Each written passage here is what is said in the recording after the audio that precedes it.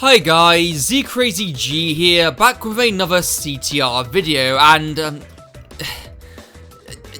I'm sorry, I'm currently just wallowing in the dark on my own, enduring some fresh PTSD. Now, what brought this on, you ask? Well, here is 1 hour and 27 minutes of evidence of my decline into insanity. What you didn't see included in this video were the several hours I was failing to beat Velo's time trials, and hey, that's for good reason. Some of these are pretty hard, but which ones were the worst? The real hair pullers and knee punchers? Well, that's what I aim to discuss today. Now true, each time will vary. Some can be more lenient and some will wring you out to dry. And just to state, these are the times that I found to be the hardest, since what some may have found easier, I may struggle a lot with, and vice versa. So, pull up a seat and let me inform you of my tale of countless restarts, blistered palms, and a lot of swearing. These are my top 10 hardest Emperor Velo time trials.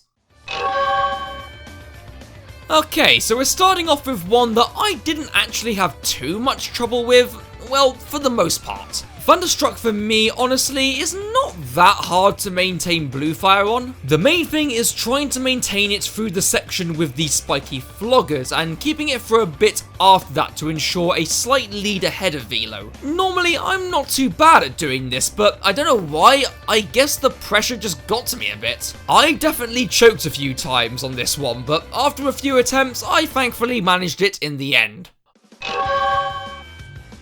Onto one that again may not jump to people's first thoughts when thinking of hard velo times, but Rouge Tubes definitely proved a challenge for me. Hell, Oxide's ghost on this was already very tight and Velo is only about 4 seconds faster. You have to maintain Sacred Fire all the way and get through this gap shortcut here perfectly 3 times in a row. Initially, I even tried using the speed class, seeing as how it's quite a simplistic track, I thought it would work better, but my inexperience with that class ultimately just led me back to using acceleration. Even then though, I only just scraped this one. I mean, look how close he was, Jesus!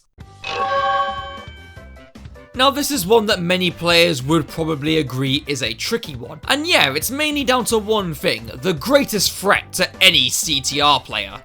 A fucking fence. Both Velo and Oxide take the same path here by using the river shortcut, with Velo just being a bit nippier, though neither of them use the fence shortcut at any point. With Oxide, I could just about manage without using it, but with Velo, I kinda felt like I had no choice. Now initially, I kept trying and failed miserably to clear this fence here, but after a while, I found it a lot easier to actually go for the other fence. And true, though it still doesn't shave off as much time as the other fence, it still won me the time trial in the end.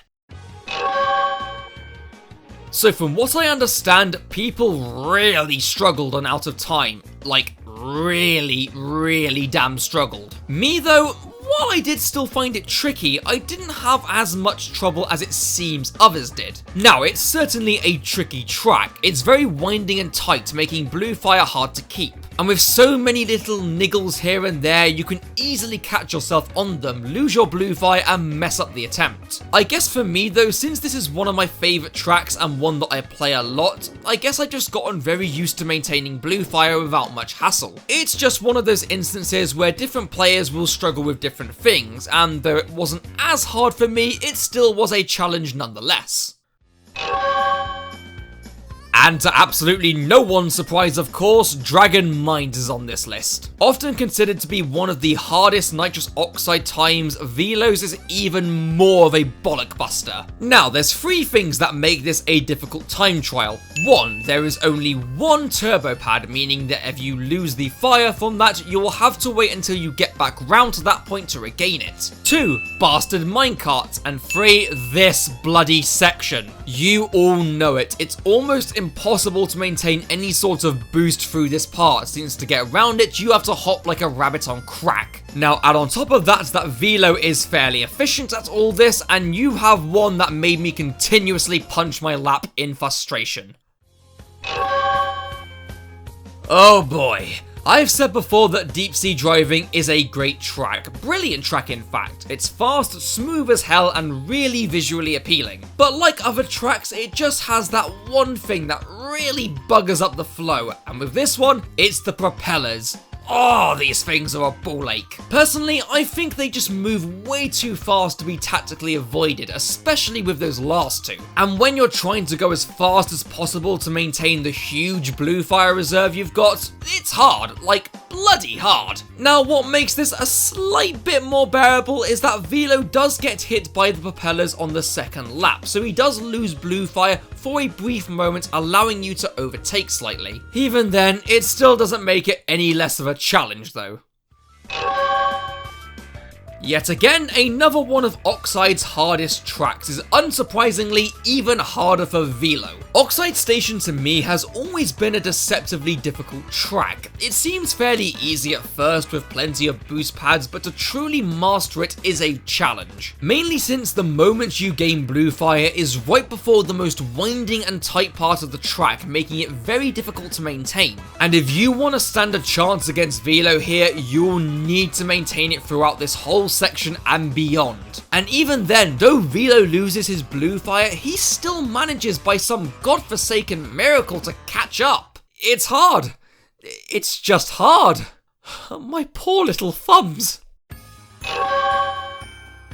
God, how can something that looks so cutesy and innocent be so evil underneath? Gingerbread Joyride, as I'm sure many who have beaten the Oxide Ghost will know, isn't exactly like a joyride per se, more so a nightmare. It's even so hard that Velo's time is only a few seconds better. It's an already tight and narrow blue fire killer, but there's two other things that just feel the need to kick you while you're down. One is perhaps the most annoying and dickishly designed shortcut ever that has killed many a blue fire reserves. Second is a couple of jelly pricks, and unless you get very lucky with the timing and positioning of them, they will mess you up big time. The only leeway is that Velo loses his blue fire just after the finish line on each lap, so if you can maintain it a bit longer than him, you'll be in with a chance.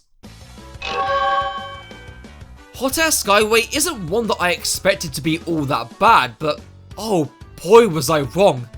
I was so wrong. I feel some people may not have found this one that bad, but for me, dear God. I can normally keep my blue fire from the ramp till just after the start line, but anything till the ramp again, I struggled immensely. So much so that it forced me to deviate from the comfort of acceleration class to balance, just to make the control on tighter areas while maintaining blue fire more tolerable. But it wasn't quite the worst. Oh no,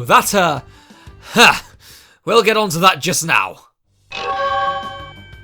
Now this may be a surprise to some of you, but Cortex Castle absolutely broke me. I never ever expected this of all tracks to be the most challenging. Like, it's one of my favourites and I'm fairly used to it, so what happened here? Well, one sentence sums it up: maintaining blue fire around entirely 90-degree corners. And it just came down to the fact that I'm actually not that good at maintaining blue fire on this track. I can only just about hold it until the split path area here. So this track whittled me down as I had to relearn it in depth to get around with as much blue fire as I could, and even then I only just managed it. Just for some context, this took me 94 attempts, I shit you not. After about an hour into attempting this, I paused the game, and suddenly my hands just kind of froze and just shook. And I don't know why, they just gave away, causing me to drop my controller as if they just suddenly